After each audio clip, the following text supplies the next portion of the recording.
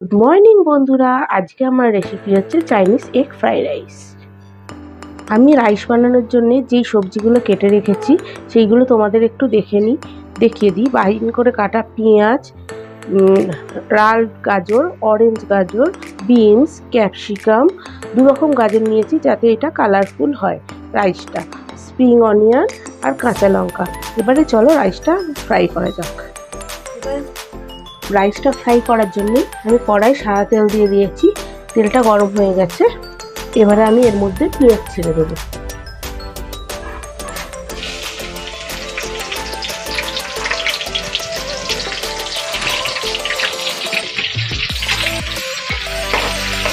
পেঁয়াজটা হালকা নাড়াচাড়া করে নেওয়ার পর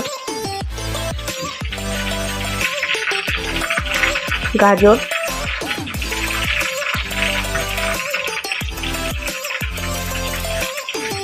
বিনস এগুলো দিয়ে এবারে ফ্রাই করতে হবে।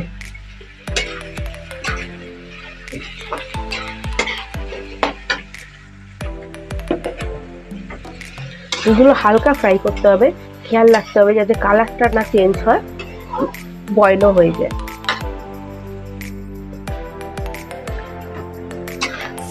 এইগুলো এবারে ভাজা ভাজা হয়ে গেছে।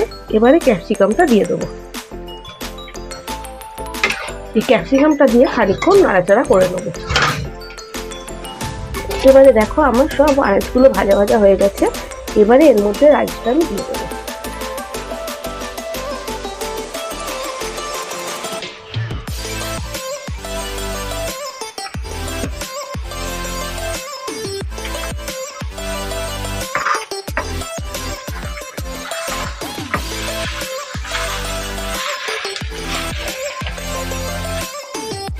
এবারে আমার রাইসটা দিয়ে খানিকক্ষণ নাড়া হয়ে গেছে সবজিগুলো।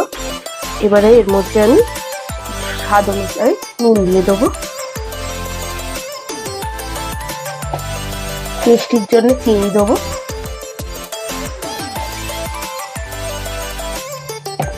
দিয়ে এটাকে একটু নাড়াচাড়া করে নিতে হবে।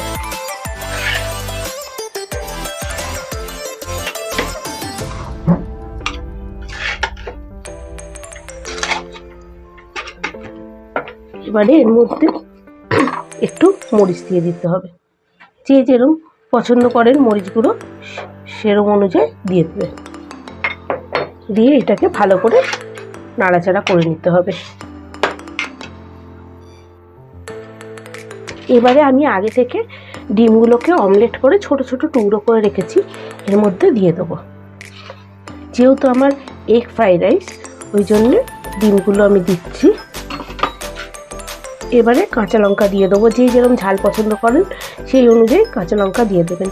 দিয়ে এটাকে আবার ফ্রাই করতে হবে।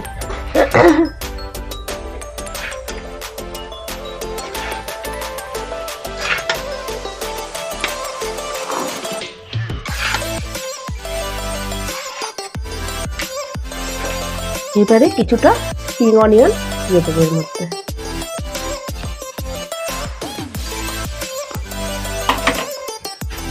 দিয়ে ভালো করে ফ্রাই করে নিতে হবে। ব্যাস, আমার এগ রাইস রেডি। এবারে গ্যাসের ফ্লেমটাকে অফ করে দিতে হবে। তো বন্ধুরা, আমার finally Chinese egg fried rice ready. এই রেসিপিটা দেখে তোমাদের যদি ভালো লাগে তোমরা লাইক, কমেন্ট, সাবস্ক্রাইব করতে ভুলো না, যেন শেয়ারও করো, আর বেল আইকনটা টিপতে যেন ভুলো না।